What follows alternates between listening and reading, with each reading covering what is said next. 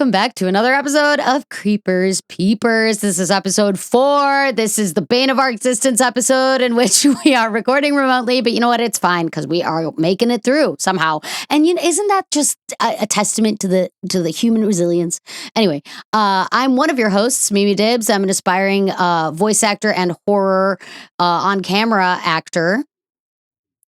I'm Sara Mullins. I am a writer and creative producer here in Los Angeles. And I am Aarti, a writer and actor here in Los Angeles as well. Yay! Oh my gosh, so many talents. We're all based in Los Angeles, and we usually record these in person, but this one is remote, so it'll be good. Sorry, Aarti, what were you saying? Also, we're all nerds. We are very nerds. I don't know if we all said that, but we are all nerds. And I think it's important that people know that. No, it is. It is very important. Sara and Aarti made me, they held me at gunpoint, if you can believe it, to read the Cruel Prince series, and I'm forever grateful. Honestly, at this point, like, I'm obsessed. I'm obsessed. It's so good. So yeah, if anyone is looking into a good intro into fantasy, because I'm not a huge fantasy person, especially like romance fantasy, and I was like, oh, is it smutty? I feel like so much fantasy, and especially romance fantasy is smutty, and it's not. It's the perfect amount of smut, to be honest. I'm on to the next the duology, the Stolen Heir, and so I'm almost done with Stolen Heir, and there's not nearly enough. I don't even. I think they've kissed once out of like spite, and I'm like, girl. I do think she was a little bit more hesitant with Ren and Oak because we saw them as children to begin with, but they get a couple moments later. Okay, that's good. It's coming. Because I agree. Because the whole thing, I'm like, oh, it's a child, but now he's an adult, and so I have to be like, he's an adult now, I guess, or kind of adult. It is weird because I do feel like there are some series, like even TV shows, where they'll like suddenly be like, okay, and now we're going to do a show about their kids, or a book where they're like, okay, now we're going to do a story about their kids. Yeah, and I'm like, Girl Meets World. It's so weird to me because I'm like, I saw you as a child, and it's very weird now for me to see you. You know, it's like Yes, because it's like she's looking at him like he's but it does. I think they did it in a very interesting way because they do go back to them being friends as kids, and so her also having that same kind of thing to grapple with about being like, wait, I know him as a child. He was nice as a child, and I guess he's kind of hot now. You know. Just that whole thing. I think it's well made. As old as time. Exactly. I knew him as a child. Now he's kind of hot. Exactly. What do I do with this? No, literally. Isn't that the Republican mentality? Oh no! Oh, that's the Catholic mentality. I'm sorry. Yeah. I'm sorry. I'm going to get us canceled so fast. No, oh my God, no. Really quick, I just want to shout out to Aarti for buying me this incredible scarf. It's a Universal Monster scarf. We'll have to post a picture on the Instagram. Yes, absolutely. It's got I don't know if you can even see it. It's got Wolfman on there. It's so colorful. Mummy. Oh, it's beautiful. Yeah. It's the most amazing thing. It's perfect. It's a perfect way to segue into the horror flick that we're going to be watching today. A little bit about me and Sarah's lore is that every we have a biannual treat yourself day. Honestly, it started as us having mental breakdowns always around the time of our birthday and being like, we just need to do some shopping therapy. But we have turned it into like a biannual tradition where around my birthday and around her birthday, we'll go thrifting in Burbank to all the stores. And we always buy we always find really cool things. So for her, she found this horror scarf. And for me, I found smutty hands this year for my birthday. We can also post a picture online. Mean? Smutty hands. Okay, hold on. Hold please. Hold please. Hands that are like holding boobs? Hands that are cupping boobs? No, it's more like the moment you have. Oh, yeah. It's like those orgasm hands where you're like grabbing onto your man, but kind of amazing. That actually looks really great. Yeah, that's really well done. They're really cool. So they're pretty artfully done, I think. Yeah, it's tasteful. It is tasteful. It's very tasteful. Mm-hmm. It's tasteful. Wow. Yeah. It's like one hand on it. We'll post it on the Instagram, and the Patreon. But it's one hand like interlaced within another. Oh, it's so good.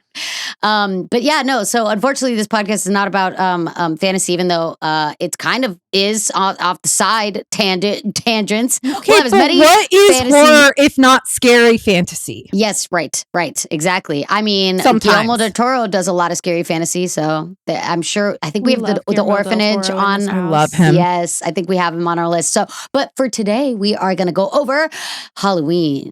Mike Myers. I was actually telling one of John's friends who's in town that he was like, oh, who's in that? Like, who's the scary guy in that? I was like, Mike Myers. He goes, right, but who does he play? And I was like, no, it's Mike Myers. And he's like, yeah, but is it Freddy? Okay. He's like, but Mike Myers. I was like, it's Mike not. Myers. Yeah, literally the whole time he was like, Mike Myers from Austin Powers. Who is he playing? I'm like, no, it's Mike Myers is the bad guy. Can I be so honest? Yes. I felt that I had the same confusion for years. Okay. I was Understandable. confused. Very understandable. Mhm. I actually do think that is completely normal. Yeah, he was like, when Okay, has but Mike what Myers came been in a first? Was horror? Mike Myers a big actor before that name came out, or like that character came out, or did No, did he the would have been character- pretty young, I imagine. Yeah. True, but when did right, 'cause it Austin is a Powers seven- come it's a- out? I guess it's Like about 90s? Oh, okay. So yeah, that's true. Okay. And then so Okay. Halloween has the one of the best horror actresses that I didn't even know started in horror, Jamie Lee Curtis. Sarah knew that. Mhm. Aarti, did you know that? Scream Queen. I did. I did not know that. I knew her from Freaky Friday, which is did. just obviously such a She jump. is the original Scream Queen. See? Like, she's the one who got who Wow. gave the name to Scream Queen, I believe. I think right? so. I'm I'm not. so Don't excited. quote First me on ones. that, but I think Don't that quote is- me on that. Actually, also, I'm the least I'm the person. I'm like the like mediocre white man that walks in and goes, "Did you guys know Did this?" you And you're know? like, that is not.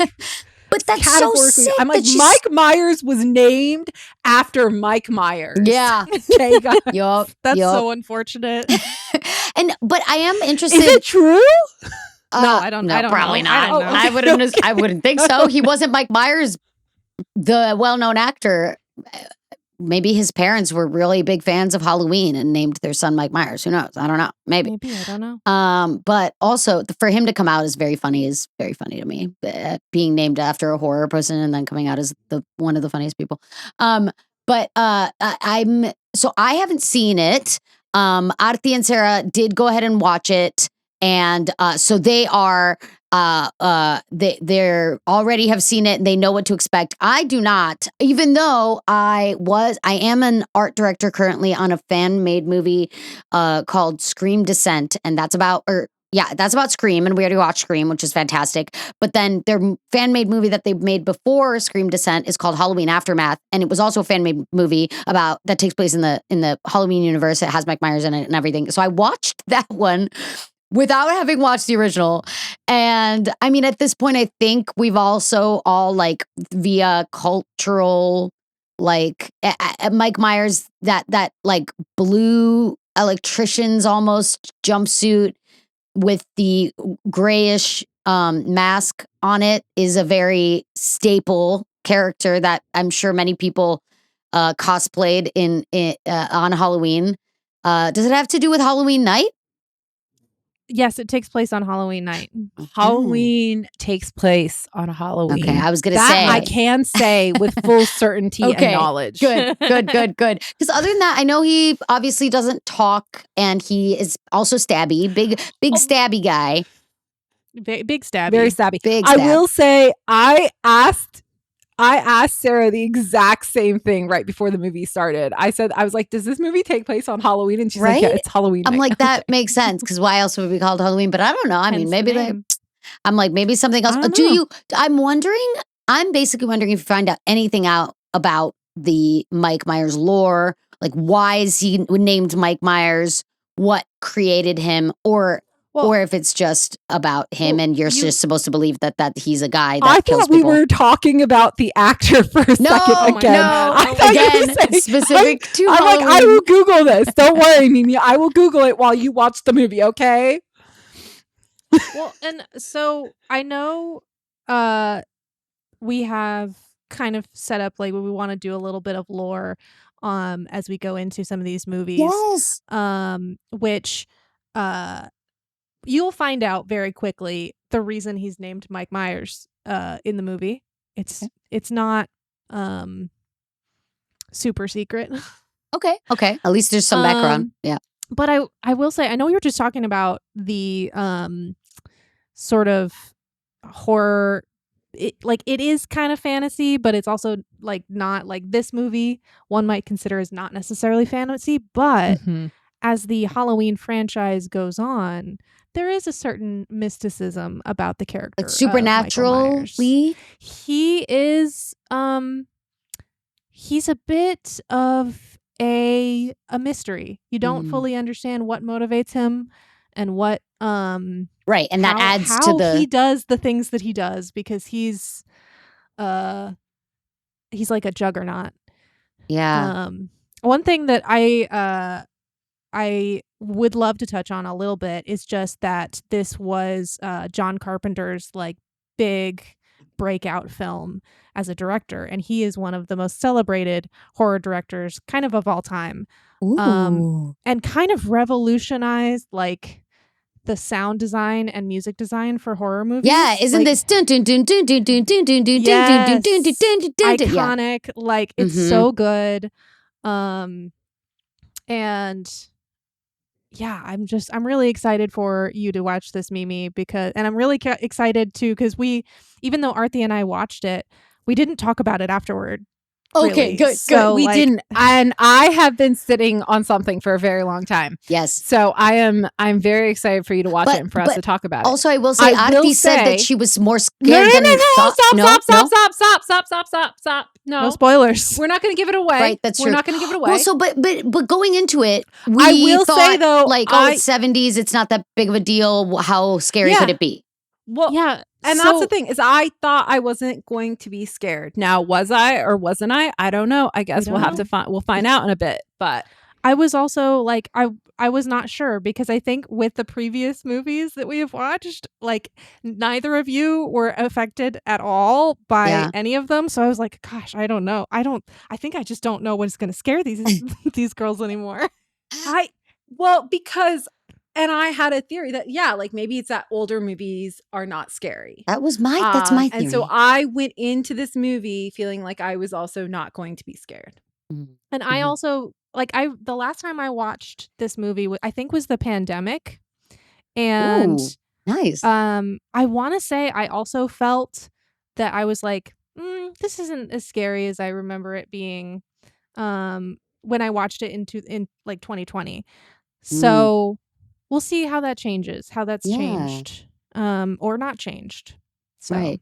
It's so weird to have watched a fan-made movie about Mike Myers and Mike Myers being in it. And obviously, like, the characters that he goes and hunts down are different, because in this fan-made film, right, it's like it circles around these. But I will say, and this is what actually made me want to be part of this new fan film as an art director, Scream Descent, was because when I watched Halloween Aftermath, I think the way that they wrote it out was very good. I did shed a couple tears, given just the way that they set the characters up. And so I'm curious if this original Halloween is also going to pull at my heartstrings in any of that way that is, not only scary, but also like, I don't know, the way that Halloween Aftermath, the way that they made it was just like, I was really sad that one of the characters, like, it was so close and then they fucking didn't make it. And I think the whole idea of like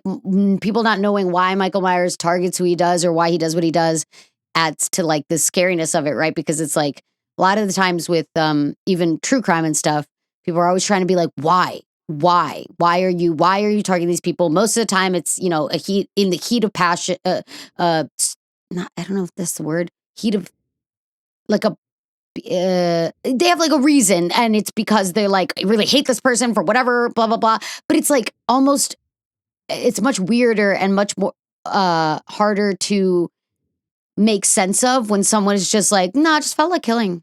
Actually, I just like really wanted to like kill someone.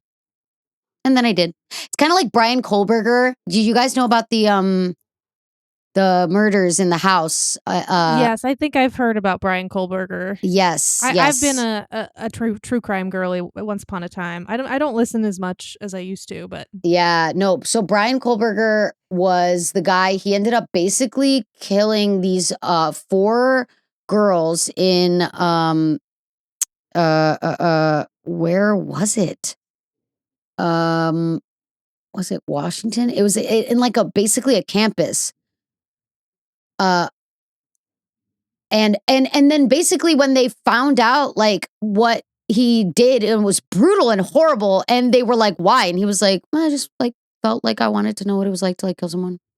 Idaho. It was the Idaho murders. yes, He basically the college campus. Yeah. And he basically, the reason he gave was just, oh, I don't know. I was kind of like bored and like had never done it. So I kind of staked out a house and wanted to do it. And like, it's like, what the fuck? Like, that's what's so fucking crazy is that like kind of some a weird people could thing just to put on your bucket list.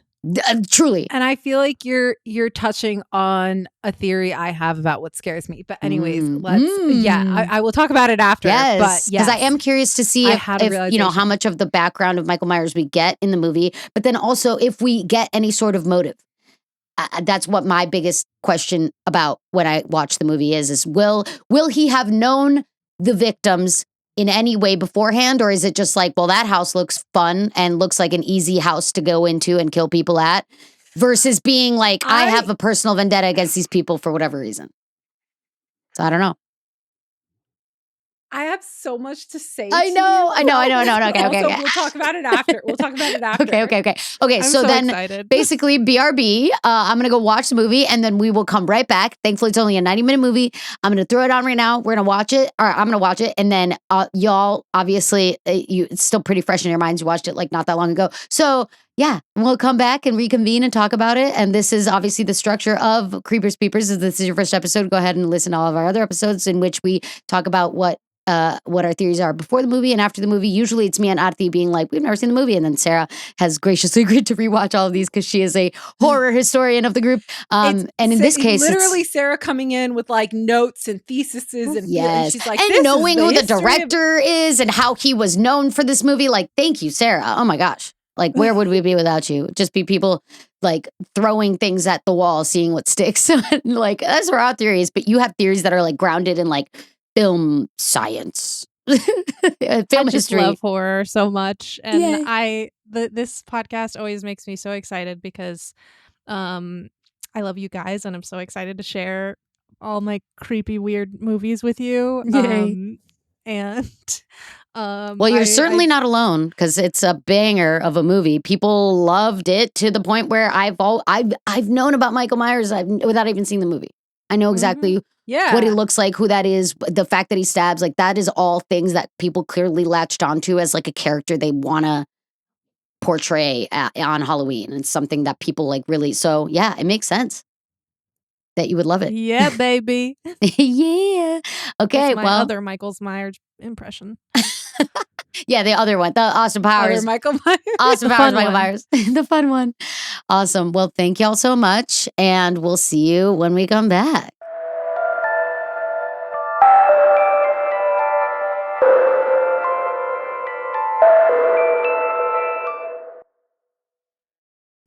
Okay, hopefully that will line up. We'll see. Welcome back to Creepers Peepers. I have indeed watched the movie now, and I have a lot of thoughts. I have a lot of thoughts throughout. I took some notes to remember some of my thoughts, but they're kind of all over the place. But I thought it would be funny for me to read you my thoughts as I was watching. But anyway, I think the first thought for me is how many, like I said, John and our friend Nick came like home with a pizza, and our friend Nick was like, "Oh, is this the movie that goes din din din din din din din din din din din din?" I was like, "Yes," and you're gonna hear it again, trust me. And then like the next scene played it again, and I just felt like that jingle played every other scene, and I was like, "Oh my God," I just felt so smacked over the head with it that like.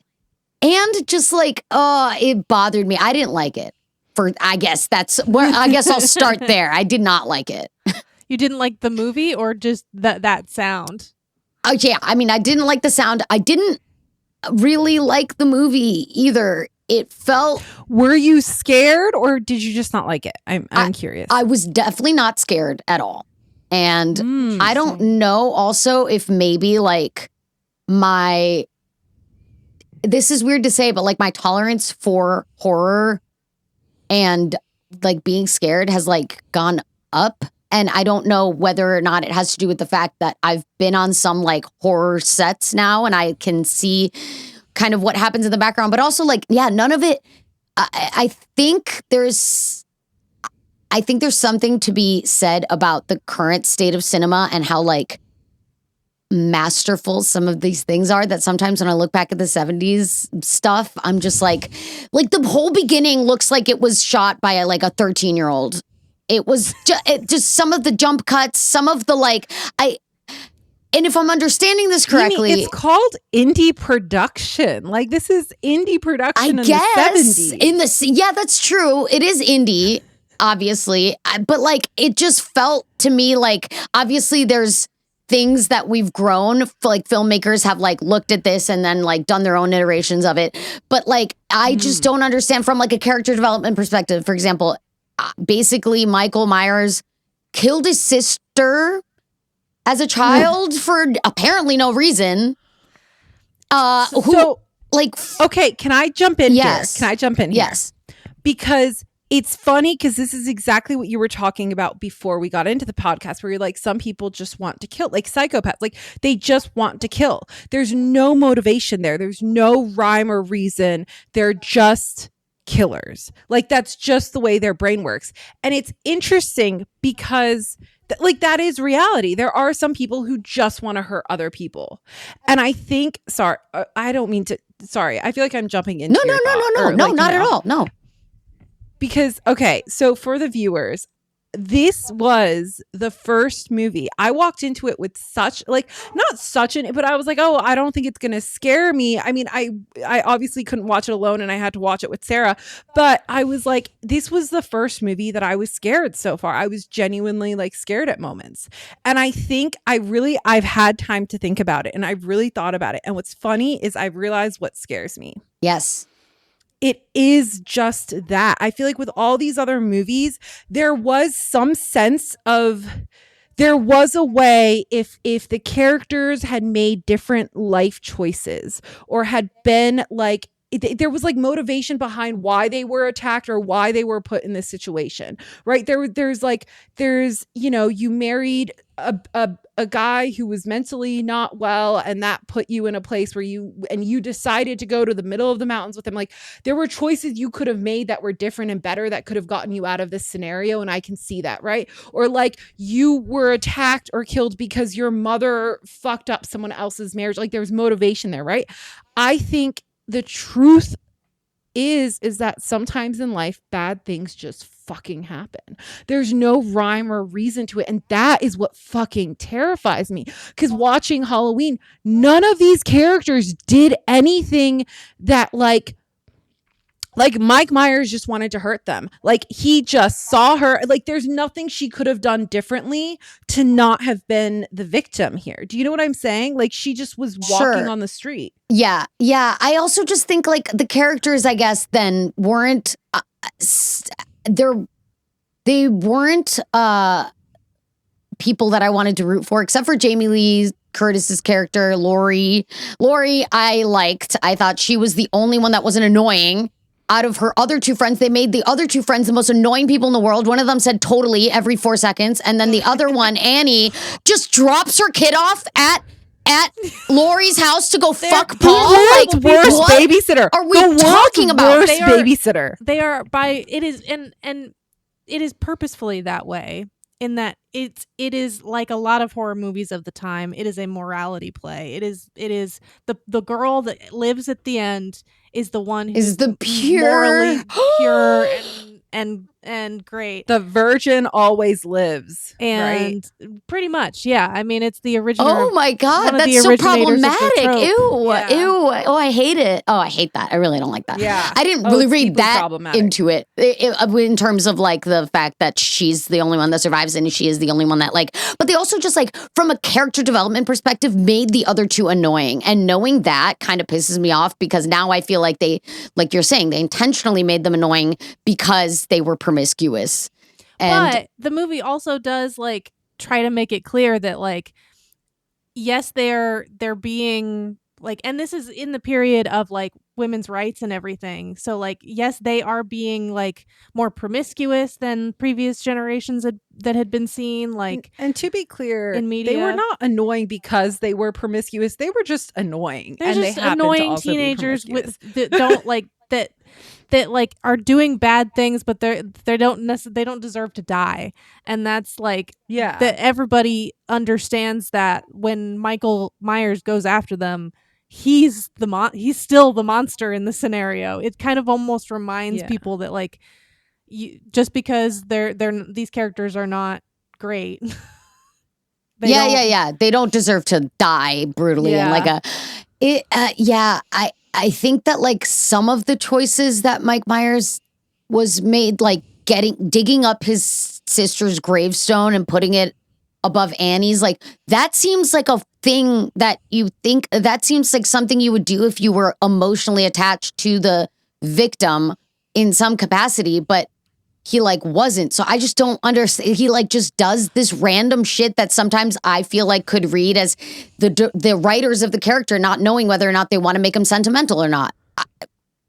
Well, that's the thing is that he starts out like the reason that he kills his sister is very much like sexually motivated. What? Wait, Yes, what? he's peeping on his sister.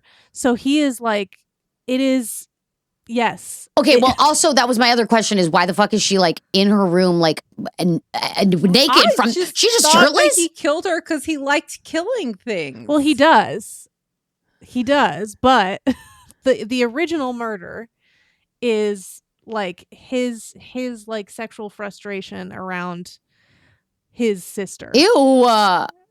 Oh, I hate it. Yeah. But But isn't he like as he evolves, Okay. as in like subsequent movies, he just becomes a shark. Like he literally is built for one thing, and that is but that's killing. the thing is, I think toward the end it got to be at a That's hilarious offensive to level. sharks. Yeah, true. I feel like it got to be to the point where he's indestructible. He literally got up and John goes, "Is he 50 Cent? Didn't he just take like 8 shots to the fucking chest?" And I was like, yeah, what? Like that, it almost got sillier to me that I was like, this guy, you can't kill him. Which is... That's the thing about Michael Myers is that like at first you're introduced to his character. He's like a kid who's also a murderer, but he still seems human because he's just a kid that grew up in like a mental, it's like there's the idea that he could be unkillable doesn't enter into your mind. You just assume he's a regular person. Mm-hmm. Right. Aside from like the urge to kill people. Right.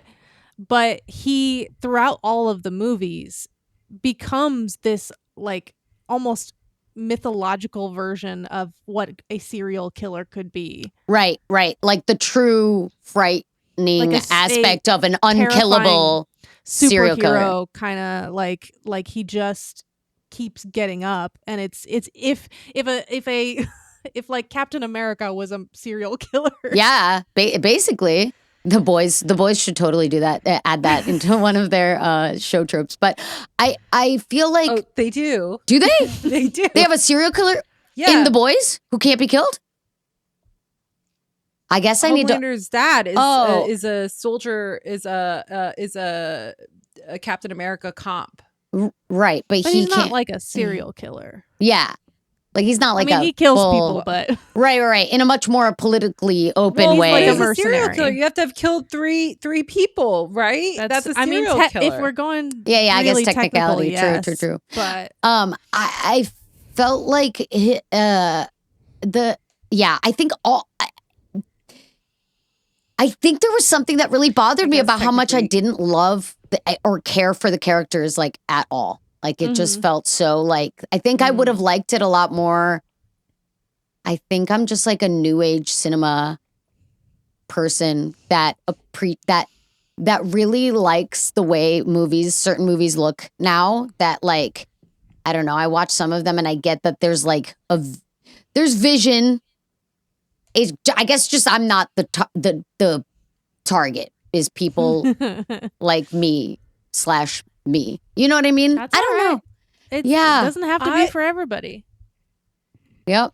Yeah, like I feel like I agree with some of the stuff you're saying about like I prefer like the more modern take on, or at least not modern take on horror, but like I guess modern take on horror, where it's like and not just horror, because I feel like this is a lot of genres now. Like they want to actually explore the characters and what builds someone up into who they are, and like really explore those motivations and everything in a deeper sense than I think in the past. Sometimes stories, it's just like that idea of like heroes and villains, but like the modern take is like, what is a hero? What is a villain? All of us are nuanced, like a much more nuanced take in conversation. However, I think there is also, Sorry again, about my I don't know, dog, like guys. I've really been thinking about this as far as like what scared me about it goes, is like just this idea that I think with Mike Myers, like, I don't know, maybe it's like my own trauma, but I think like anyone who's had experiences with people who just want to keep hurting, like Or who won't people go just wanna away. keep hurting It's others. like that stalker but who that's the you thing, like it's like- file a restraining order, you tell everyone, you tell the cops, and they keep coming around. That would freak me the fuck do out. anything, I know, right? yeah, like like we've all had bad dates or bad experiences like that with someone who literally you didn't even, it's just like the way of the world, right? And there's like, and even family sometimes, right? Like I feel like it's even such a good, I feel like in a much more like metaphorical sense, that idea of like the unkillable just horror that is life in the world. Like, like you look at like the wars that we have, and like the like you look at even the people who run like the war, like no matter what you do, the horror just doesn't end. Regular people just keep paying the price for just being born in the wrong place, Yeah. And it's like really just that, I think that fear is so like deep and real in a sense. I would agree. I think that there's the magic, and the reason that Michael Myers has like stayed around as a character for so long, well, is a combo of things, but it's first and foremost that he is this unstoppable force, and that is very terrifying, and that there are moments and people and things that in life that can do that is a genuinely terrifying like core problem that I think every human faces. So I think that's why he's kind of been in the zeitgeist. The other part of it is also he's just got an iconic look, and sometimes branding very important. unique. Yeah, true. Very specific. Branding's very important, guys. Yeah. I want like a show about serial killers figuring out their brand. I mean, I guess that's what The Boys is. You know what? That is what The Boys is. Well, but it's more like exactly superheroes. Homelander. But I feel like that's also taking superheroes into it, and more of like an action. Like who are they going to be as superheroes? But here again, it's like I said, it's like, but horror, like I feel like, what is horror if not fantasy and sci-fi? Like it is fantasy, it is sci-fi. Right. It's just, I mean, I guess I just feel like all of the characters that were written in it were one dimensional, and I feel like that's maybe just a product of the time and the way that people have evolved as filmmakers. And I think that like, there's obviously a lot to be cherished and appreciated about that movie existing. If nothing else, for the fact that it made other people better movie makers, because someone had to have made that, and several amazing things wouldn't exist without it. But as a standalone piece, I just think that if Halloween were to be made today, it would have had so much more nuanced takes on these characters. Because essentially, a lot of them are like Laurie, who is she aside from just like a super nice bland white canvas for people to portray themselves on? It's just so like she's so bland. There's nothing. What is she good at? She likes school. She's good at school. She's good at school and she was good at babysitting. Other than that, she doesn't challenge the status quo. She doesn't do anything. She's literally like, I think Jamie Lee was amazing. And her scream, I can understand why she was Scream Queen. Her screams were iconic. They're great. I think the bigger scary part of it, I guess, the only part that scares me as a concept, not so much as the way it was portrayed on screen, but like the idea that you could run from house to house and no one will help you or either open the door or like you are not safe just because you put a door between you and this unstoppable fucking killing machine who is going to try to break in at whatever cost. It doesn't matter. He's just like, sorry, go ahead. No, I was just gonna say, which again, like it speaks to like what I'm saying. Like I think that's why this movie scared me, because like I think I figured out what exactly does scare me. And I think that is exactly what scares me, is this idea of like, because it's not just an idea that exists in movies, it's in real life. Like what are women told to scream if they are being attacked by a man? Fire, because nobody's gonna help you if you're actually in trouble.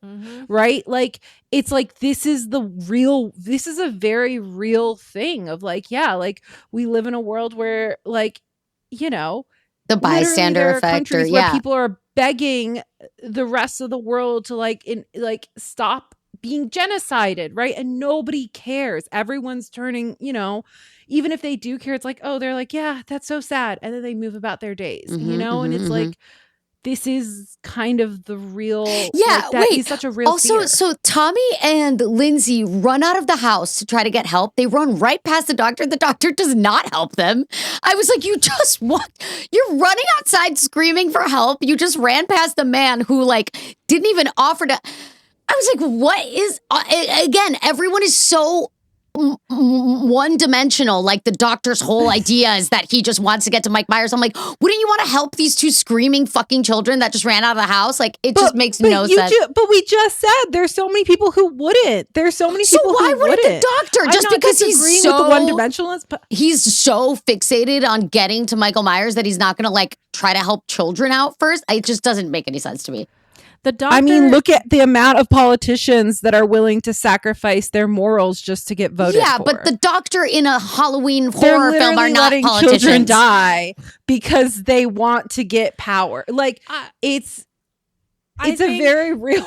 There's also like the doctor. I want to say in some of the sequels, like has like other motives, and he's weird too. Like they put a whole lot of lore into things later on. The doctor I think it's in an effort to try to save with the doctor. He's fucking weird. I feel like it's in an effort to try to save this series then, because as far as the first film, to me it didn't read as something that I would want to spend any more time in. I think it's the same as The Shining. Like Doctor Sleep, I think I listened to a movie recap about it and it was good. I think I'd much rather listen to the movie recap of Doctor Sleep. Scream. It's funny. It's funny to me that you really, really didn't like the movie, because it again is one of my favorite movies, and I think everything that you have problems with it is valid.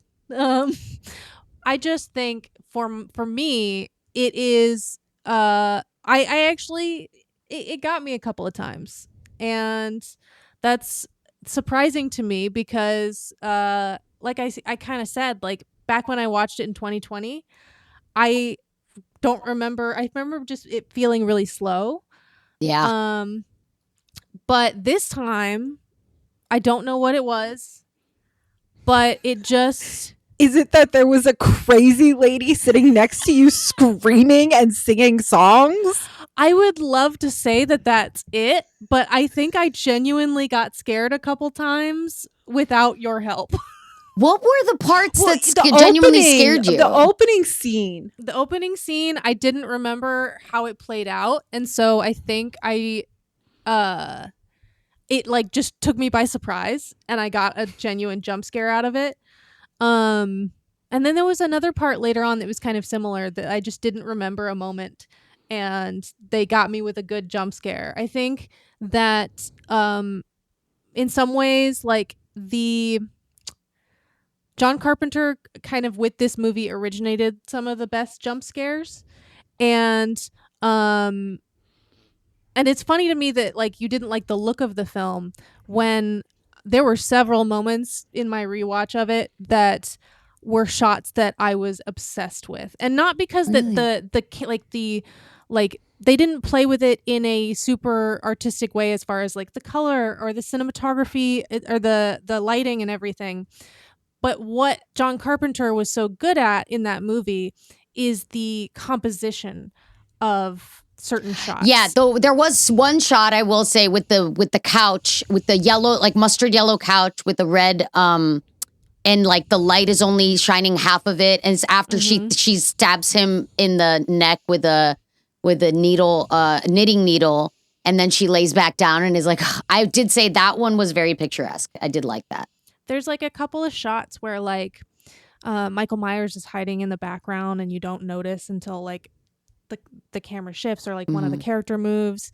There's one shot, I want to say, when he is watching the little boy as he's leaving school, that is so like artfully like choreographed around this kid walking and Michael Myers watching him, that I just think that John Carpenter does a very good job of like directing your eye and making you anticipate something that is coming, and you know that it's there, you know that it's coming, and it's that same feeling of like something, the music swells, something's about to happen, you know something's about to happen, you're looking for it, and then they rug pull and they don't give you what you're looking for, or they do but it's not in the way that you expect. And I think that what I like about movies like Halloween and The Shining is that they do such a great job of instilling a very specific feeling and prolonging that feeling. And that's why like the Halloween soundtrack, the dun dun dun dun dun dun dun, dun, has lasted so long, and people lampoon it all the time, but it's a cultural touchstone. Even if you've never seen Halloween, you know the musical sting. And so I think that like a lot of filmmakers, a lot of composers really look up to John Carpenter, just because with music because he composed all the music himself. So like, yes, this is like a low budget movie for the time, but he truly was, to a certain, like that auteur that a lot of young directors aspire to be, is just like having a very clear vision. And I think this was one of the peaks of his career, this movie, and then The Thing, which came out. I was wondering, they like were showing the kids watching The Thing, and I was like, how did they get the rights to that? And I didn't realize that maybe that's his own movie from us. It's so The Thing was like loosely based on another sci-fi book. I can't remember the name of it off the top of my head, but sorry, my brain is farting right now. No worries. But I was wondering if did he direct The Thing? He did, yeah. And he actually had not made The Thing when this movie came out. So I remember when we were watching it, I was like, I don't think that The Thing came out before this movie. So why? Basically, it was interesting to find out that like he was already working on the idea for The Thing 4 years before it came out. And I guess that's just a testament to how long it takes to get movies made, because and also, like, honestly, not even, it was probably for longer than that. It was. Real, like, I think it was like 10 years. But he was working on this adaptation of this book that eventually became The Thing. That's crazy to preview your own movie in a movie that comes out before that movie. That's kind of iconic. That is pretty cool. Not even just that. I made the joke to Sarah. I was like, it would have been like he was probably using this as like a to like pitch. Yeah. It's like, here's a whole movie just so that I can pitch this other movie within this movie. so And I was like, and honestly, the fun, like, Slay. I don't want to like spoil some future fun facts for when we watch The Thing, but it was also interesting that The Thing was much bigger budget movie, but I believe, I want to say it flopped, and then later became a cult classic. Interesting. So, yes, Wow. he was. I think you're right, Aarti. I think he was betting on this movie to get him The Thing, and then when he Kind of got iconic. The Thing, it kind of So smart. backfired. Damn. But Yeah. not in the was- long run. I think it's a very much beloved movie now. But Yeah. I also, can I say honestly, because it's been a couple weeks since we watched the movie, and I don't know if this is a survival mechanism. So I will say, I was very scared watching it, and then I was still like, I think I had high adrenaline after, and I had can I tell a really funny story real quick?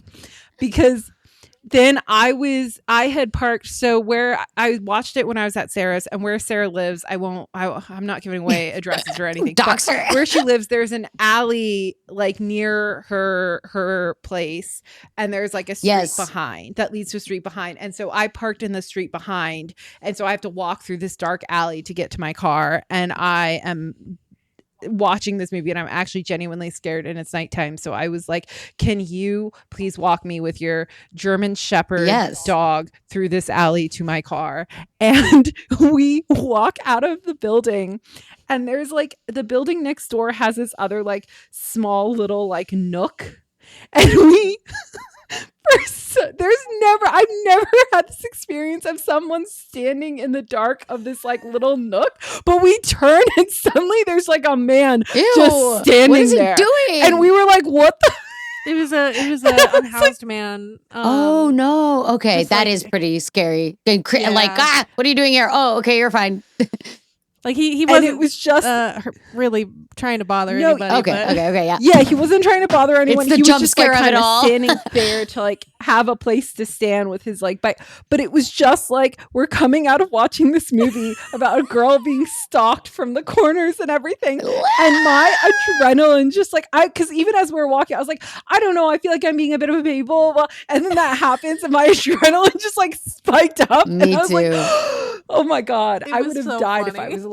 It was really funny, but it weirdly, I was able to sleep through the night, and it didn't stay with me. It's a fear that didn't stay with me, and even now, I think as a survival mechanism, my brain has somehow mixed or meshed Halloween into Scream, and I'm just like looking back, I'm like, I'm not even scared. I was like, it was such a funny movie, and I'm like, no, that scene was not that was Scream, that was not Halloween. Well, it's probably because Scream took from Halloween as one of its. They watch Halloween in Scream. Okay, is this like a horror movie trope where you play another horror movie? Yep.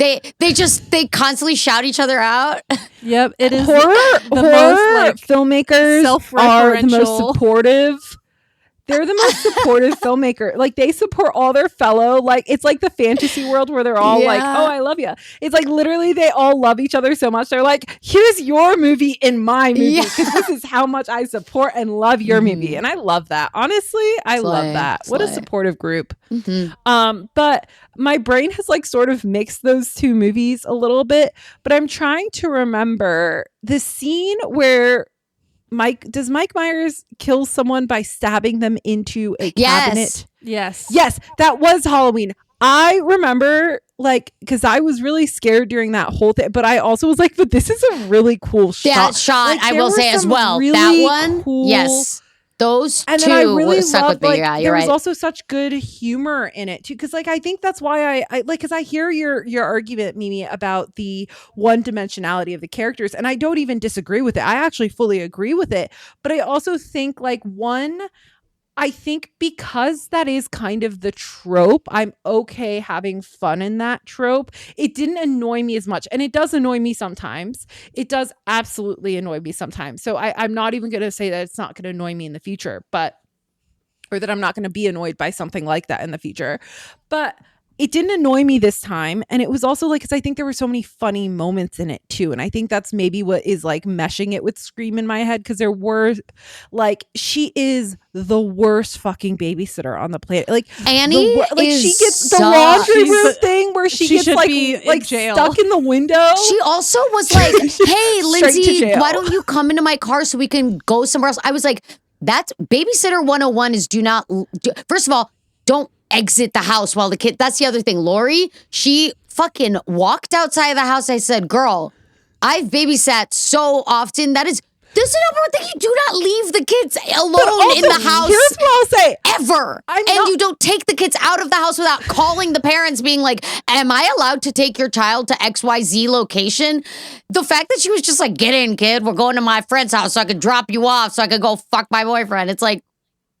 Okay, as a babysitter and nanny, there have been times, especially if it's like a family across the street and they know the kids know each other. It's like, yeah. But here's the thing I want to say. I'm not defending Annie. But I will say her and the kid she babysits, I can't remember her name. Lindsay. But they were homies. They're homies. They're homies. They had a and deal. so like there's They had a system. I almost at a certain point I was like, oh, I don't think she is a bad babysitter to a bad kid, and they both are bad and they acknowledge it in each other. And I kind of love we Lindsay, have a deal where like we are kind of vibing. You know what I'm saying? So like I almost forgave it because I think the kid was also like, no, I like this and I want that. Do you know what I mean? Yeah. Like the kid was never neglected. Really the kid was in on it. I would be really interested if you guys because there's a bunch of Halloween sequels, and we should absolutely not watch all of them because not all of them are created equal. Very much so. That's just generally true for most sequels of horror movies, is that they get decreasingly, except for Saw 2. I will say Saw 2 was supposed to be an entirely other movie than Saw, and then was rebranded as Saw 2. But anyway, sorry, I digress. There's some great sequels. I'm not saying that, but horror specifically, yeah. That horror in general, like the Halloween, Friday the 13th, the Freddy movies, like the sequels some of them are great, and then some of them are a disaster. Some of them are like unwatchable. Then others are like watchable to make fun of. Yeah, like Mystery Science Theater level. But I would be really interested in your reactions to the 2018 Halloween remake, which is considered to be very like one of the more beloved like reboots. I would say it's not a reboot technically. It is a reboot in that like that movie ignores all the other Halloween movies except the original. So is it technically it takes place in the same universe as Halloween and follows around the same characters? Except for the dead ones? Yeah, it follows the same. So it follows Laurie. So Jamie Lee Curtis is back in that movie. And she's older. She's so and much older. It's got oh my gosh, I can't think of the actress's name, but she plays the quote unquote best friend in 13 Going on 30. Blonde lady. See, Jennifer Love Hewitt, but no. No, that's not her. I don't know why that's the first thing I thought of. Jennifer Gardner. No. Damn it. That's the main. Brittany Snow. No. Nope. I was thinking other blonde ones. Okay, never mind. I'm looking. Bless you. Sandra Bullock. But she's in it and plays Krista B. Allen? No. That doesn't sound right. Lucy Greer? Judy Greer. Judy Greer. That's the one. Judy Greer's in it, and Jamie Lee Curtis, and it does justice to the original movie, but it also is probably one of the most fun slasher movies as far as like funny like kills, and there's some good ones. So I would be curious if we would eventually want to watch that movie just to see I just if your realized opinion would change a little bit on just the franchise as a whole. For sure. And I like what's so almost surprising, I guess, but interesting more than anything to me is that watching the fan-made film Halloween Aftermath, which is what got me to be part of this other project, is because I really liked their previous project. Like I said, I cried at the end of Halloween Aftermath. And I think that's just because they like really, Cole, the guy who produced and wrote it, the characters are so multidimensional. They had so much, they made me care for them a lot more. And you know what? Part of it could very well be the fact that 1978 America was so different than America now, to where I can't relate to that. And I could relate much more to characters that are written closer to my time period.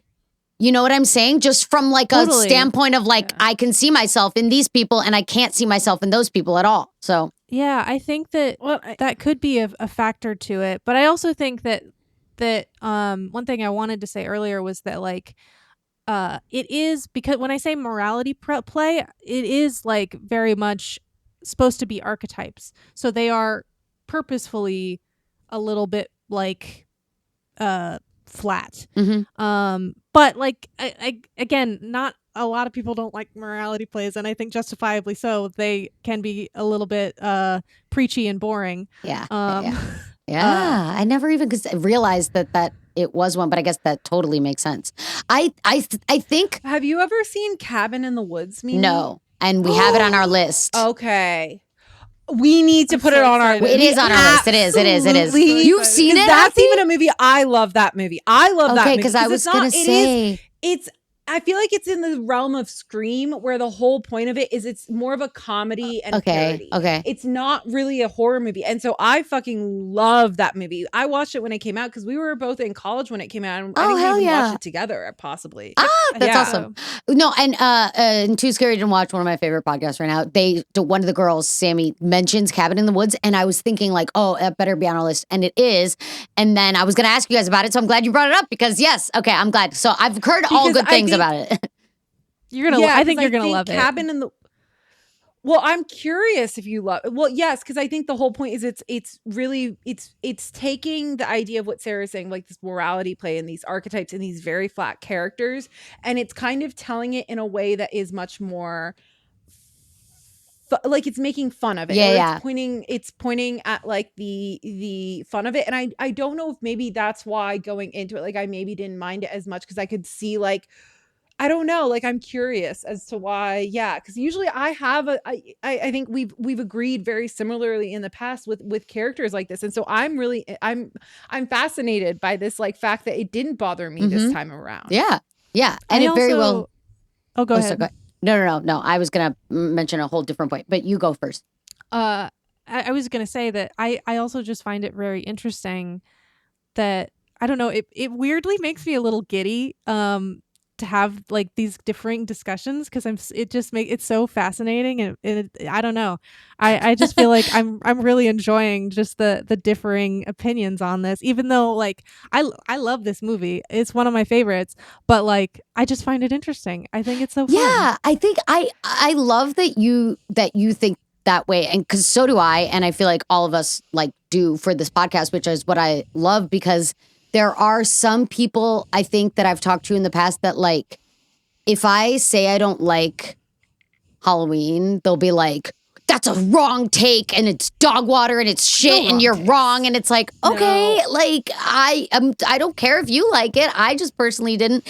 Here are my reasons. And like, at the end of the day, you can't like, there's, you know, we all like what we like or don't like for whatever reasons. I was going to mention actually one of the parts that really pissed me off about the movie. And maybe this is actually one of the parts that pissed me off as more of like I don't know if it was intentional or not. I don't know why they did it. But basically when when Michael Myers like took his mask off to reveal that it's just this fucking kid with like curls on his head, I was like, ew, like it just like kind of like took the mask away to show this like incel fucking asshole who's just like I hated the fact that when he took off the mask, he looked all scared because that's how these fucking people are, in my opinion. It's like they'll do whatever the fuck. They're so high and mighty with the mask on. They'll be all like, they won't say anything and they'll be ominous. And then the second you take the fucking mask off, they're like, people, I was like, get fucked. Oh my God. Like, it really made me hate Michael Myers all the more because I was like, this fuck ass guy, like it was just this fuck ass guy the whole time. Like, oh God, what a bitch. But isn't it always just that fuck ass? It's always that like, fuck ass incel guy. boy. But like, It it's like the always fact is. that he was so quick to retreat and looked so like the mask physically dropped so quickly on him. That's what pisses me off. Is like, really, you're out here killing people, Mimi. and it took you 4 seconds to back down. The second a light hit your so face, I feel like fucking you and asshole. I feel the exact same way, but I'm so fascinated that you have taken this and been like, I hate it, and I've been like, yeah, this is real life. Like this is real life and reflection of the incels. of reality. Like, the incels God. existed in the 70s and they still exist today. And it's They've a always tragic thing, existed. but it's also that humanity never changes. Yeah, I guess it's so weird. It's like when I found out more about Groypers after the whole like Charlie Kirk bullshit, I feel like the Groyper community was brought to the spotlight and was previously kind of in the background, right? And it's so like there's something so disturbing about that subgroup of fucking people. And it's the same as like this new headline about all these men, millions of men on this rape website. And it's like, those same ass men, by the way, the second you were to expose them, they would be like, no comment. Oh, it's not me. It's not. They scutter around. files. They scutter around like Literally. fucking cockroaches. The second you put a fucking light to them, they're like, and it's like, it like grosses me out that it's like you would do something so fucking heinous behind the like fake comfort of a fucking mask or behind the fake comfort of a fucking screen. And the second you're like exposed, they I'm like, ew. I'd almost respect it more if they just kept being at that same intensity. It's just this like fucking, it's this mixed feeling of like, I want to just like, it's gross. Like I'm disgusted. I'm having like a visceral reaction. When I saw Mike Myers under the mask, I was like, ew. This fuck ass guy with no fucking direction in life besides to sit in jail and think about the day he gets to go back home and kill more people. Like, get a life. I can't. It's funny because like literally what you're saying, I remember when I was in high school, my senior year, I was in sociology class, and my teacher, who I still remember to this day, made us read this like article. And then, you know, we're all a bunch of 18-year-olds that are about to graduate and go out into college in the real world.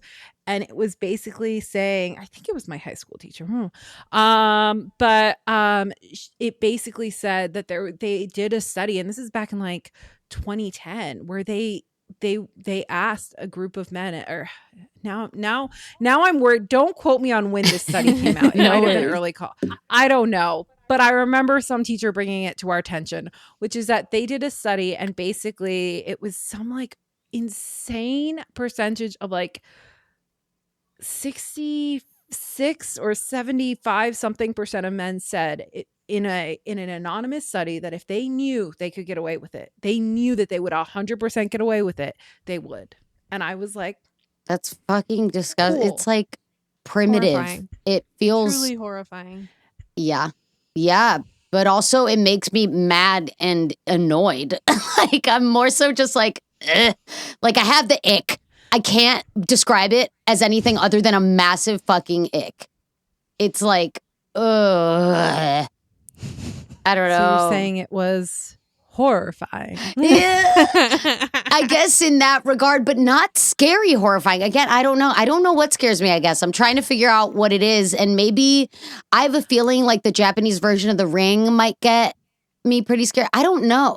I'm more so excited to see what that is. But I really, truly wonder if like being part of more horror productions has made that, or like my meds, like in general, like Zoloft and all that that's kind good. of. I mean, Yeah, that's I always don't a feel good- a lot of anxiety, but I also don't feel scared ever, which like is a good thing, I guess, or not. I don't know. Sometimes John is like, don't like.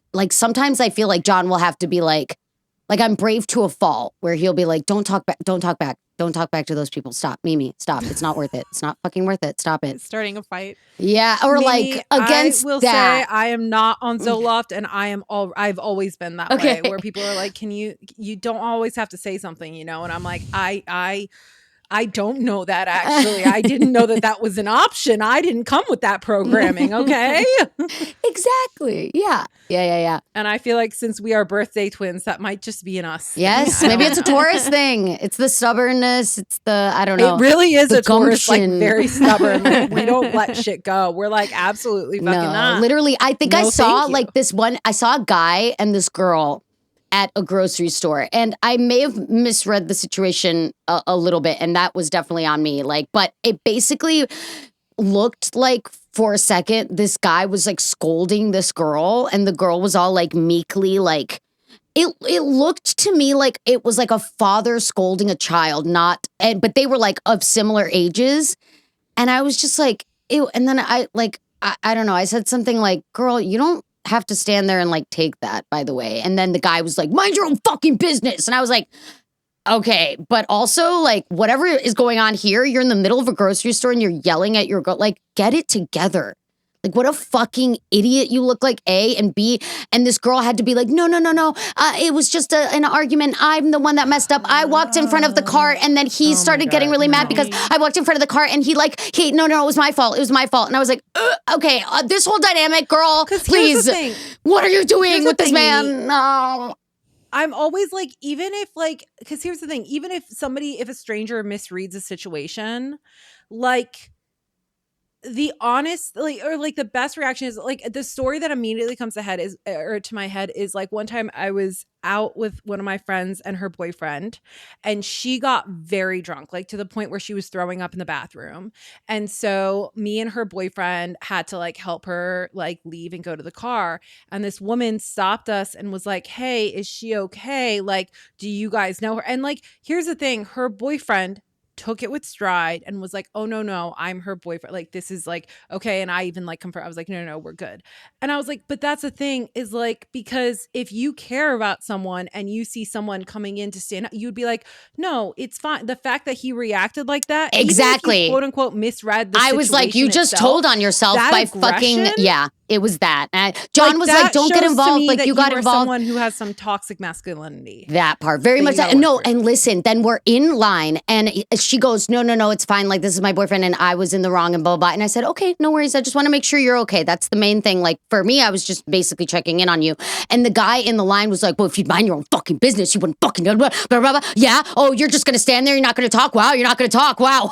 Yeah. Very much like a woman just fucking like mind their business and their own fucking oh, you're not going to fucking talk. And like, John just was like, don't react. And I was like, are we really doing this right now? Like, you're sitting there trying to goad me into fighting you? Like, grow up. Like, you're telling on yourself right now. No matter, you're trying to tell me I misread the situation, you're making it worse actively. So like, at the very least, for the fight. He's looking for the fight, and his girl was just there like meekly looking. And I was just like, girl, if you're fine, that's okay. I just want to let you know what that looks like from an outside perspective.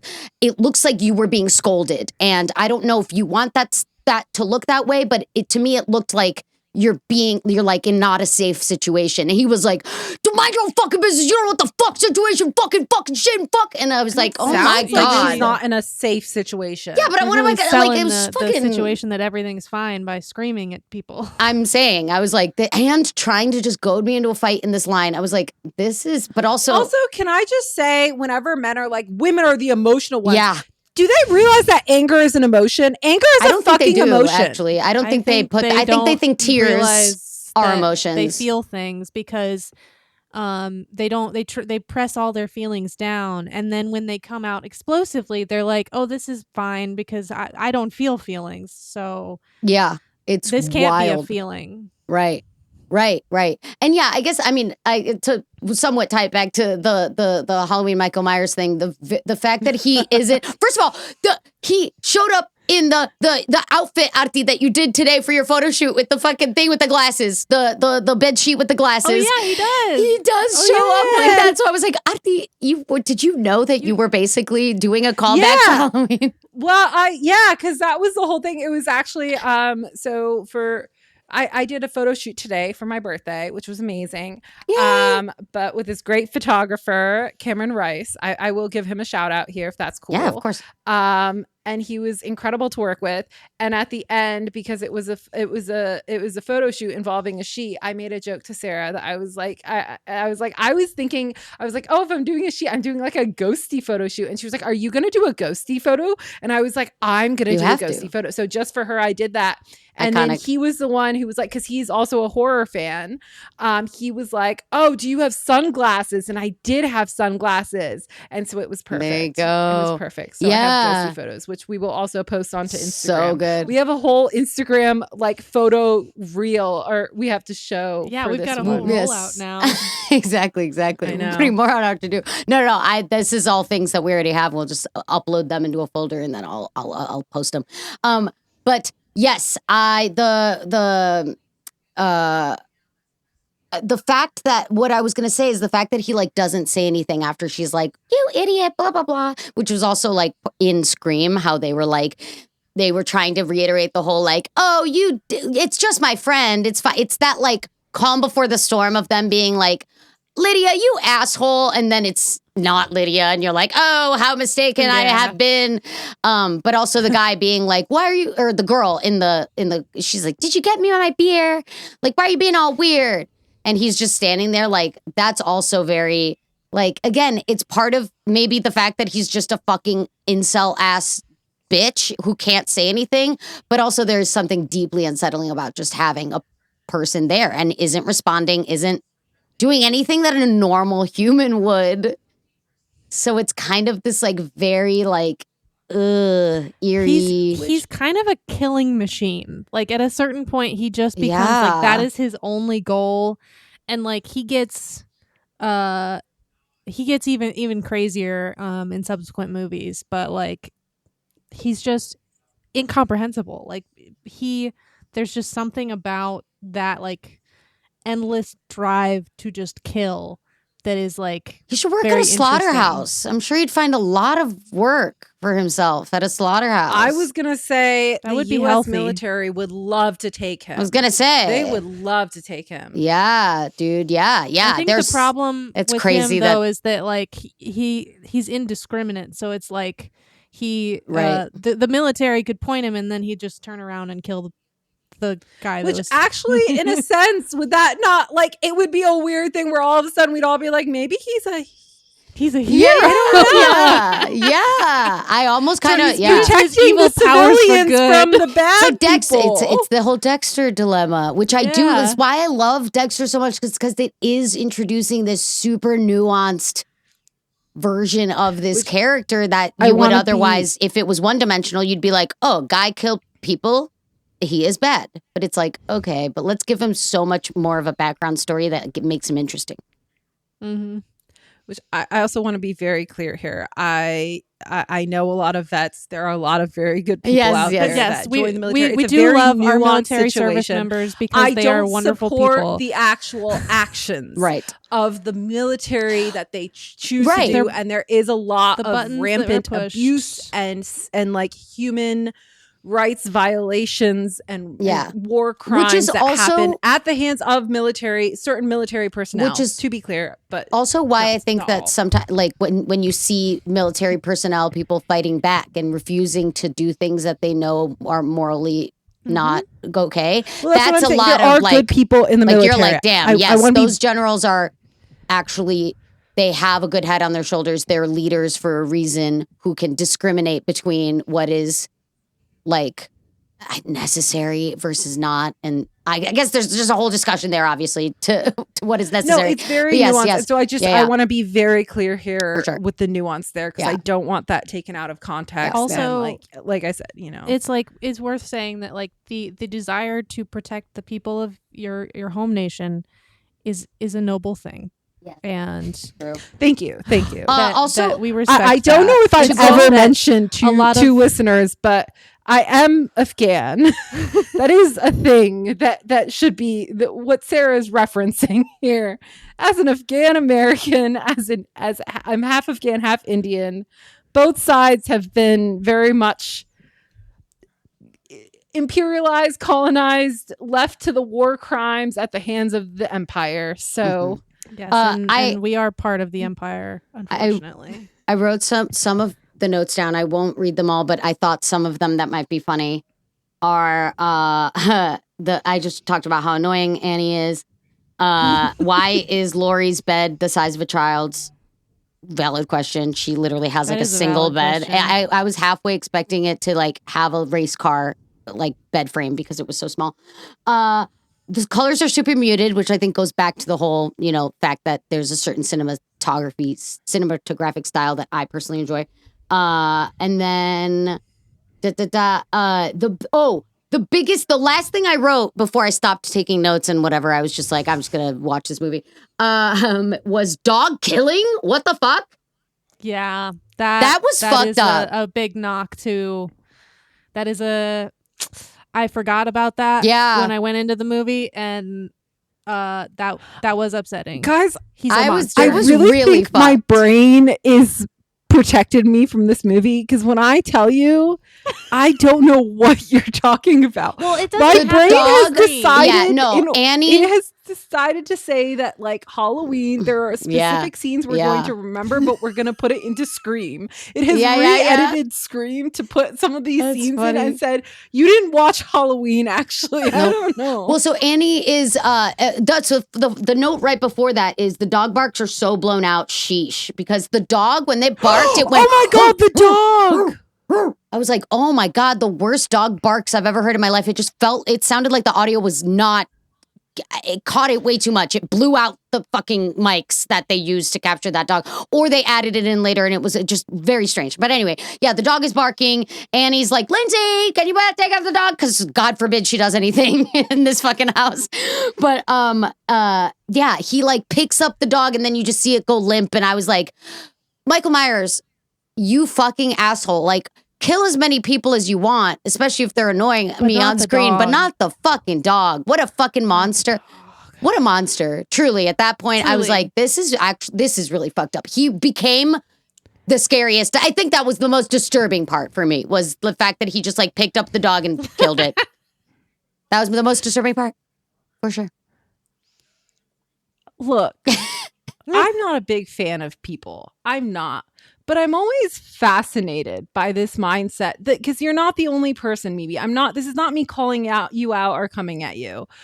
But I'm always fascinated by the people who go, yeah, it's the moment an animal where suddenly you're like, now I care that this person's bad. I'm like, they weren't bad before when they were killing humans. Like innocent humans, it's the animals that, like, maybe I don't know. I'm just like, I just think that there's, I don't know. To portray that, obviously, I was like, okay, well, that's definitely not a real dog, and they didn't show the whole thing. But it was a very interesting choice for Michael Myers to be that. I mean, it really does portray the indiscriminate part of indiscriminate killer, because he's like, I'm gonna kill. But then it was interesting, he didn't care to kill the kids so much as he seemed to really have it out for the women and the babysitters. I want to say, and this, don't quote me on this because I don't remember if this is actually true, but this is a thought. It's one of those thoughts where you're like, I'm pretty sure I heard this somewhere, but maybe I didn't. Maybe I'm making it up. Is that I want to say that Michael Myers, up until Michael Myers never kills children. That is like his code. A strangely noble thing to do as a I want to say killer. that's accurate too. Like at least some of the timelines of these movies, because they diverge because there's been multiple right. like iterations and stuff. But I want to say that he maybe it goes back to the whole. I will say, look. Oh, go ahead. No, sorry. I was just gonna say it goes back to him being sexually weirdly attracted to his teen sister, so he has it out for teens. I think he has a weird grudge against teens for making him feel things that he doesn't want to feel. I don't know. I guess I'm trying to give him more of a. I think it makes him a more interesting character. Profile, FBI profile. Yeah, basically. I find it fascinating because I feel like you're trying to like give him like this, like you're trying to give him motivation. In my head, I'm trying to like make it so much bigger than it actually is, because I was like, I think there is something so like interesting there when we talk about like the villains of the world, right? Like, and I'm talking about like the real life, like the bad people who do bad things, right? There's always like that one kindness they'll have, or that one soft spot they'll have, right? Where people are like, oh, well, he was so nice to me when I met him, so it doesn't matter. Or he paid for my friend's college or whatever. Like the things I've even heard around, you know, like that people try to excuse, you know, certain people's behavior for, and be like, well, yeah, he was bad and he did bad things, but he did this one good thing, you know? And so it's like, I think there's something very real even to that evilness in him. I think of like, yes.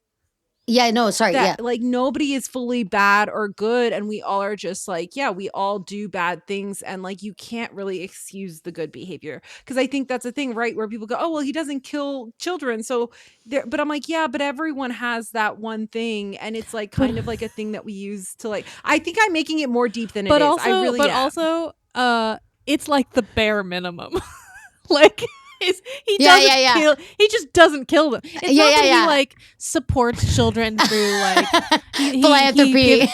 philanthropy or anything. He kills their siblings. He makes them watch their siblings die, but he doesn't kill them. Yeah, but that's what I'm saying. Like it really is this weird thing where it's like it is very real to like calling it like, a soft spot is very funny.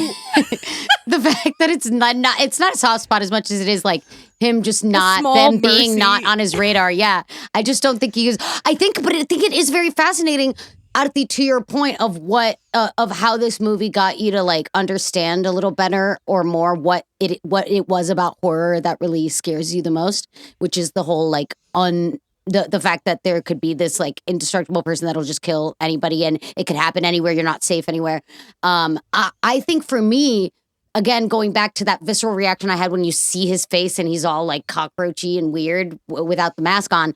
I think the things that horrify me the most, and I was thinking back on like true crime, because I was like, I read a lot of true crime, and like what about some of the true crime things have disturbed me the most? And I will say it's always when like a pedophile or something will be like, I'm so sorry, like they're trying to like make it better for the people that they assault by being like, oh, I don't know, like it's this like weird faux niceness, or just being like, or like crying anytime. Like some serial killers have been known to like cry and sob after the killing, and it's like, ew, like that just grosses me out, that it's like, why are you, it's this pitifulness that I'm like, you don't deserve any pity.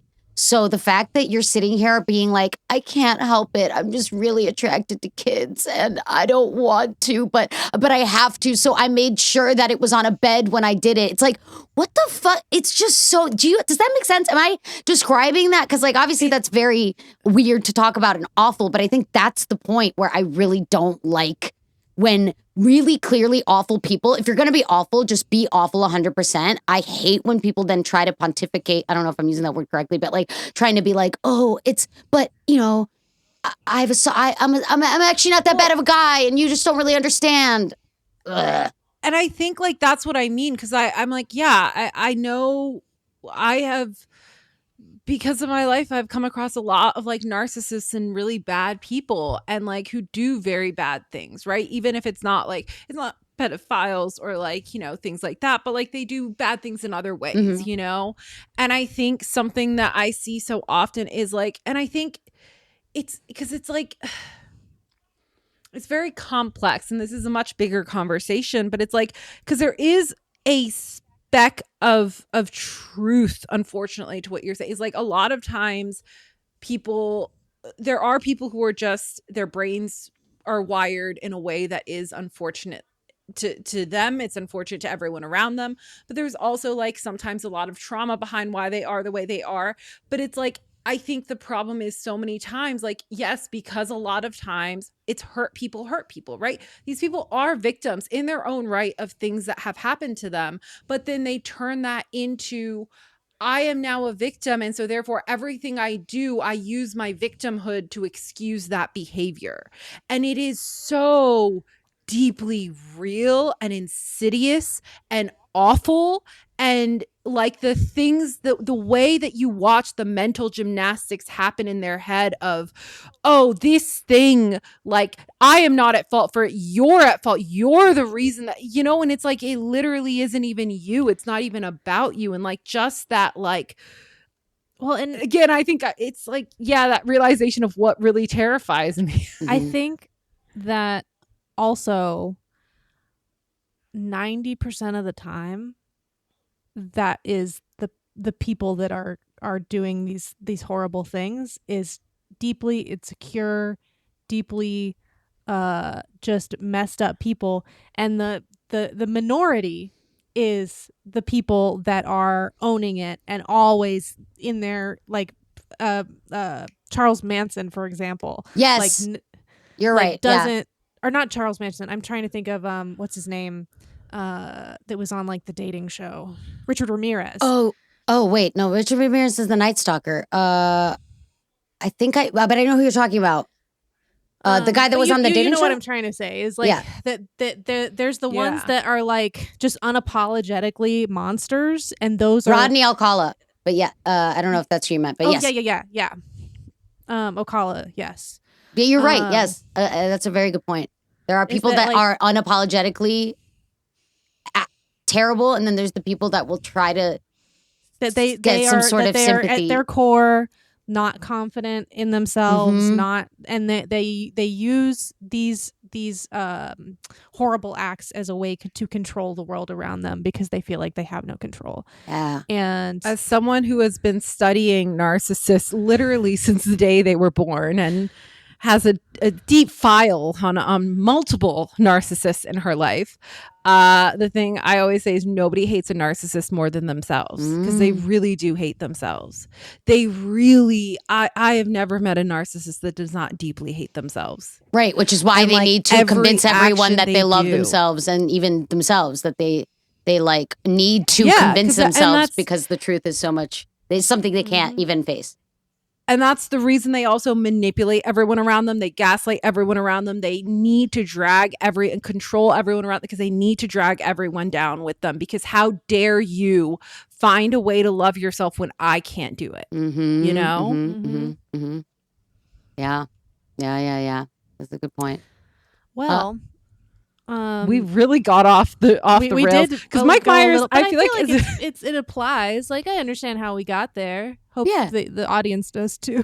Yeah, I think it was followable. But you know, at the end of every episode, we have set given ratings first, and we've decided on what were they again?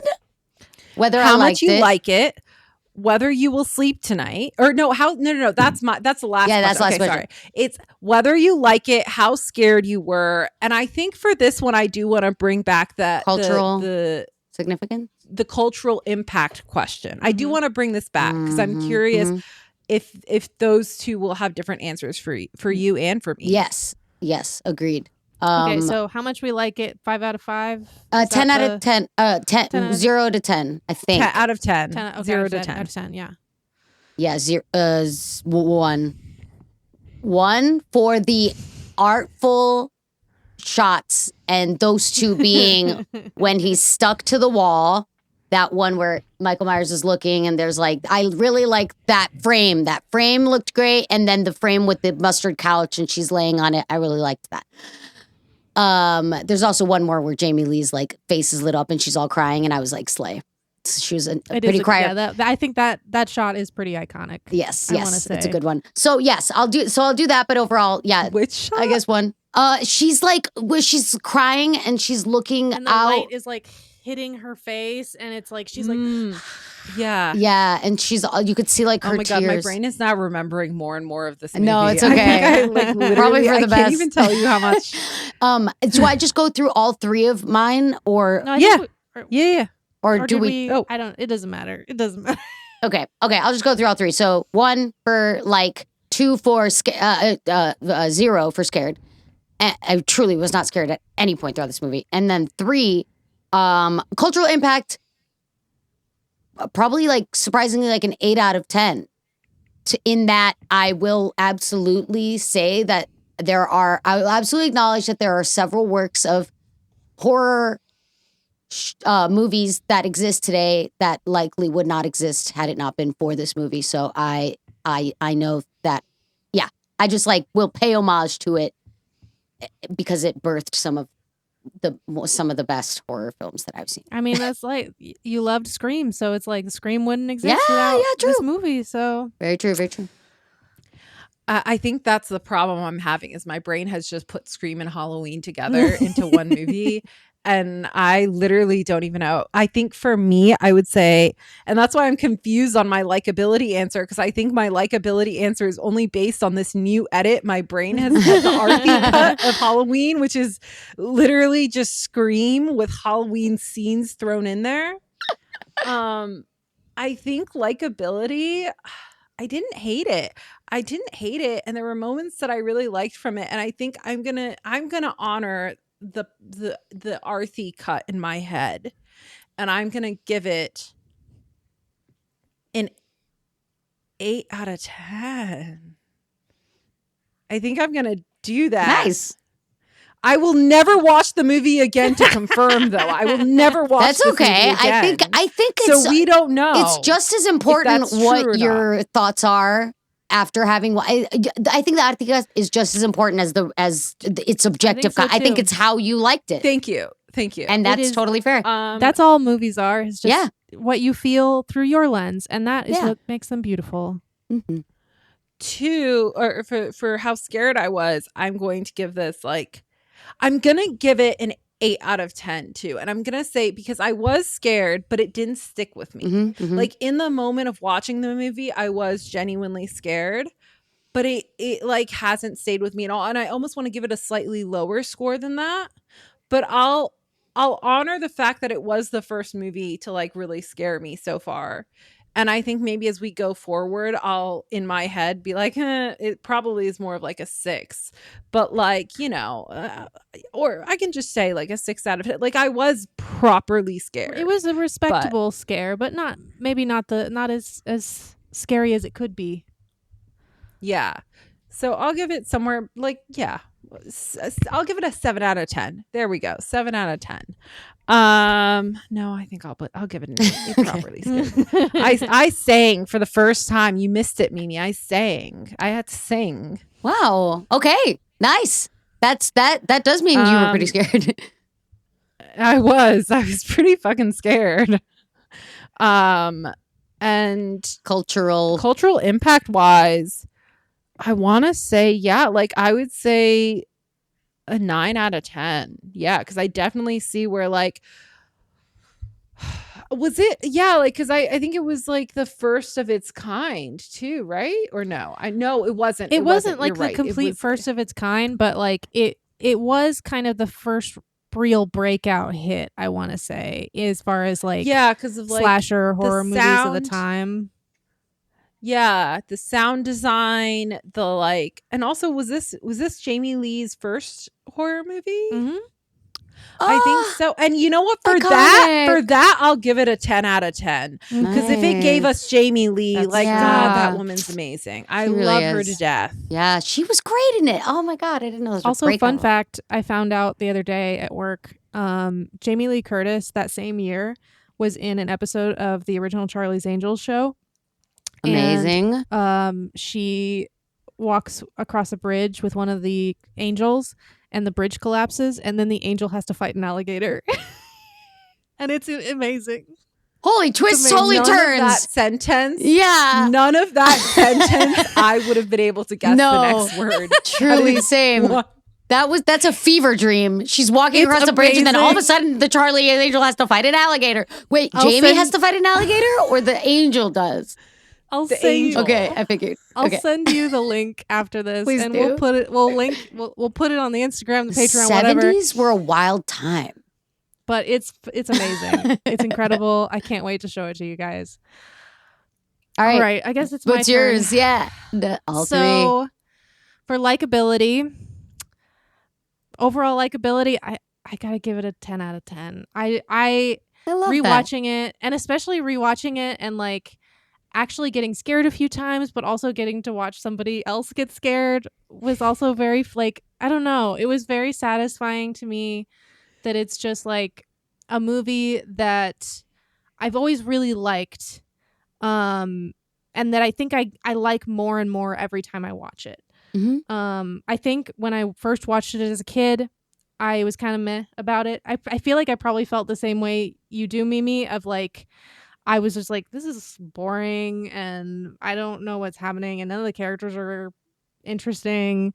But then as I watched it again and again as I got older, like especially just from a filmmaker perspective of like how some of the subtle ways that John Carpenter uses to tell stories in like very visual but also auditory ways. I think he was a little bit revolutionary for the time with some of his like sound design and things like that. And it's become so iconic that I think I just like it more and more every time I watch it. Scareability, I'll still give it like a 2 because it was just a couple jump scares that like, and it sounds like it almost went from 0 to 2 with this next most recent rewatch from like the 2020 time to so that's cool. It was interesting. I was like, oh man, I just didn't remember that and I didn't see it coming, and I was really expecting it to be really slow and not scary at all, and it took me by surprise and it was kind of delightful. Did you have a Sarah cut living in your head for the past 6 years maybe? I might have. And you know, part of it might be that when I watched it, I had watched it right after going to see the 2018 Halloween. Oh, interesting. And the 2018 Halloween, because it's made in 2018, has a lot more modern sensibilities. And so, but it still does very good justice to the original in that it still feels like it's a sequel to the original. It still feels like in the world. It makes sense. And it's just fun. It's just a fun movie. Okay, I do want to watch this new cut because I'll add it to the list. I think that that there is a bit of that like code switch of like you have to, and maybe it's because we watched The Shining right before, so I was like already primed for that like old movie style. But it's just interesting. And as far as cultural impact, I'm probably gonna say a 9 out of 10 as well. Nice. I think that it is incredible and is formative for so many other movies. And I personally, I know Mimi hated the soundtrack. I love the soundtrack. I think it is okay. Yeah, no, I just don't like how often it's used. It felt to me like I guess there are more. I don't know. I think there's just like sound design maybe has come a long way and has made it. I think the more modern way of doing sound design, I just don't think anyone would ever put it that many times in a movie nowadays. It just felt very like I was smacked over the head with it. But you're absolutely right. It is iconic. I knew it even before watching the movie. So clearly there's something to be said about that, which is why I gave it an 8 out of 10 out of cultural ability. Yeah.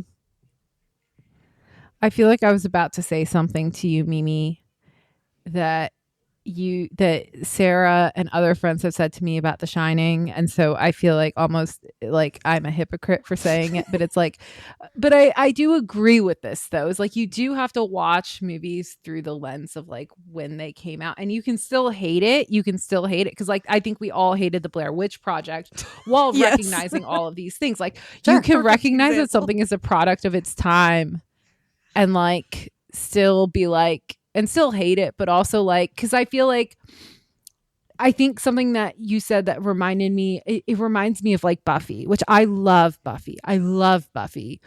But rewatching the OG Buffy series is really hard because of the special effects. Because those, for modern eyes, are kind of, not in a terrible way, Like but a they're cheesy, kind of laughable. yes. I totally Yes. understand what you're talking about. What's funny is that I have no problem with the Buffy effects because I also used to watch Xena Warrior Princess. And when I tell you that was a That's whole other level, Oh, that's great. it's so funny. Okay, you know what? I feel like Xena, it's interesting because I feel like it's been in the zeitgeist lately. If like I feel like it's been coming up a lot. Like even the most recent episode of Hacks talked about. It's like I think it just like keeps coming back, and I feel like it's time. Like because I watched a few episodes. Like I think I watched a good chunk of it as like a kid. I don't like. I remember like watching full like after school. I would come home and it would be on TV. I don't remember much of it, and I kind of want to do a rewatch. Nice. I think I gotta do a rewatch. My mom always used to get told that she looked like Xena Warrior Princess when I was Wow. when it was like out. She had the long hair. I can see that. I can Mhm. see that. Nice. Oh, what a compliment. I actually was now thinking that I have to watch The Boy. I've only seen parts of The Boys from John watching it, which is how I know who Homelander is. I know, love The I Boys. understand what's going on, but I do want to watch the whole thing start to finish because I have not seen it all start to finish at all. Love The Boys. So Also- I'm going to do it. We started rewatching it the first season the other day, and the first season is so good. Yeah. And like Which is again, very a show that really interesting. explores There's a lot nuance. of It explores the nuance of like the politics and like the time and like Yeah. and like it just keeps getting better and better and more like it's just deeper. Yeah, and it's I very just- I one of a love it. kind. I think there was one episode that John was watching where the girl gets microscopic and she goes inside a guy's penis and then gets bigger and it explodes. And I was like, I don't know if this show is Yeah. for me. But then there's It's other pretty parts that I'm crazy. like, huh. So yeah, I think it's Here's the thing. very out. I don't know how much you know about the cultural impact of the show, but to me, the show is a perfect Trojan horse. It is literally a Trojan horse. Mhm. And it's a Trojan horse for the very incels that we were talking about, Mm, right? mhm. Because literally, as you go through it, and this is, I only say this to you, I'm not going to spoil anything, but truly, there was like this big thing that happened, especially over the course of the last 2 seasons, where all of a sudden it was unignorable who the bad guys are. Right. And all of a sudden, because like even what you're talking about, right? Like all these like the gore, the action, the penises of it all, right? Like this is the exact type of stuff that these boys were like obsessed with. And then all of a sudden they were like, wait a second, am I the bad guy? Yes. No, it's a And great it point. was It's a great point. unignorable. And they lost their, like Mimi, the Reddit threads, they lost their fucking goddamn It's mind. What did they It is did they a feel perfect baited, Trojan switched horse. by the show? Yes. It is a perfect anything Trojan horse. but to self-reflect. I swear to God, these people would be like, "The show is out to get me." Yep. Maybe go to therapy. Maybe Literally. I don't know. Maybe like sit with that feeling for a second. See, maybe reevaluate Well, your and stance. I also don't when know. Weirdly, talking about culture, isn't it weird that it's like so many of these stories, like people have not changed. I know, Literally, I humanity know. has not changed. Little by little, in some ways, and the other ways not. It's always Yep. a ever-changing balance. But I guess now to whether or not we'll sleep tonight, I will sleep like an absolute bear in hibernation tonight. Let me tell you, I will sleep tonight. How about you guys? I will definitely sleep tonight. I definitely slept after watching the movie. Good. I did need a little bit of a cool down. Well, but I after was that able to jump sleep. scare IRL that you Yeah, experienced so, like, in it the was alley a real life jump that scare that sounds happened terrifying. No, after. I can, yeah. I'd be like, the world is not a safe place. There are people at every corner. It literally gave the same, like the ring, It's like the great. phone Yeah. rings. It's the same energy, the exact same Yes. energy. Oh, so good. Alrighty. Well, thank you guys so much for listening to Creepers Peepers. The next episode, we were going to be watching and talking about Rosemary's Baby. Yay, Rosemary's Baby. Yay. So, yeah, definitely check it out. And feel free to subscribe and like and do all the stuff and then follow our Patreon and all the things and the stuff. I don't know. I've recorded some other thing that's going to play after this. It's going to remind everyone to do everything. And rate us 5 stars on Spotify and Apple Podcasts. Okay. Love you guys. Bye. Bye. Yay, you made it to the end of the episode. Thank you again for listening to Creepers Peepers. You can find us on YouTube, Spotify, Patreon, and Instagram at Creepers Peepers Podcast. If you'd like to reach us directly, feel free to send us an email at creeperspeeperspodcast@gmail.com. Don't be shy, feel free to leave a comment. If you can, please leave a 5-star review. It would really help us out. Thanks again for listening, and feel free to check out our other episodes.